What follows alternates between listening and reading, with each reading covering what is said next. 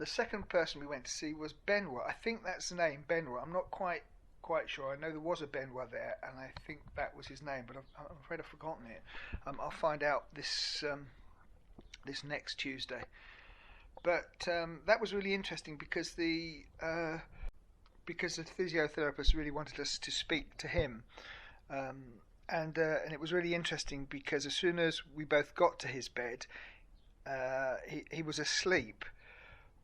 And we were wondering whether we should move on, but the physio came over and she talked to him, and he got up like a shot actually, and he was really keen on talking to us.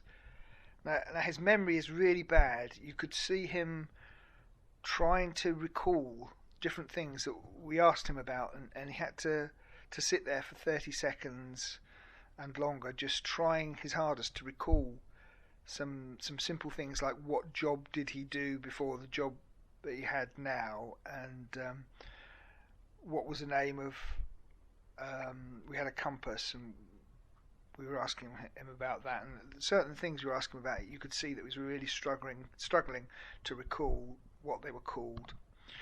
The objects that I took into the hospital worked really well with Benoit because I gave him, what was it first? I think it was the compass first, and we asked him, what it was, and he took a while, and then he gave us the name of a compass in French because I think he came over from the Congo when he was quite young, and he seemed to remember what the name was in French better than he did in English. But he was quite fascinated with it, and he played with it. He tried to open it and close it, and he really concentrated on the compass. And we talked about it, and then he came up with the Golden Compass, the film, and he talked about the film and saying how good the film was. And then we asked him what sort of hobbies. He said he had no hobbies, and then after asking him a couple more times and asking what he did with his spare time, he came up with that he swims quite a lot,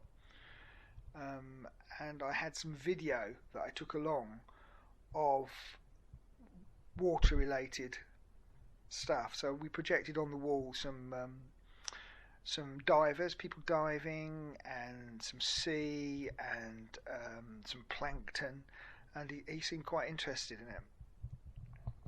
I also projected some old pictures of myself. I thought, since I didn't have any media or anything relative to these people at this time, I would take old pictures of me in, just to be able to talk about my parents and my relations, and to see if that would encourage people to talk about theirs. And so we talked. It encouraged Benoit to talk about his parents. His parents came over from Congo as well. He came from Congo when he was really young, and he said he was the lost boy as well, with a wry smile on his face. We didn't really get any more out of him about that, but he said he was a lost boy, and that he's got 2 children, and he's married. He used to work he does work in Tesco's. We also asked him what sort of music he liked, and he came up with this Congolese band, Fufi Alamidi, and I've just found some on the internet of this band, so I'm planning on taking some of it in when we go on next Tuesday.